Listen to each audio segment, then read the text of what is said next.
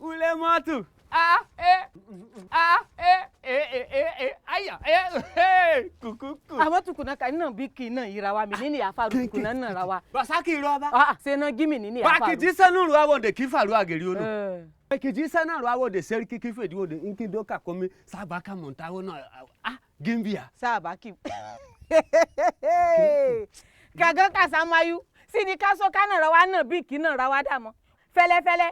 Wanini sai dube ki aka kabaki mota wonde ni maka na sosai da asara ni yasa nan sama da ke wallahi tala to beri baki oni labari ki gani mu aka agaba de wonu ngeri ga si wonu akowo de kike ni ko ga kumu ki gani duka duniyo wonde kike ni wonu sani wonu ba ku kowa ga sinu ko wona wo beri nga mu ki wona segera wa kana bani hausi kana bani hausi wannan rawa wone kana yi sai ge sane wannan yaro sarkin sai aure ki sai ka nemo sanpepa ka kwase duka wannan sane domin ni man dare yayi ina ya ka nan rufe ido ni karan gansa ne nan rufe ido ni dare yayi sini ka sai gani siyasa kinon kisi na go ni ne nan kisin ki sai ni ne nan kisin ki ka sai atukuna ka gani saki gan kisi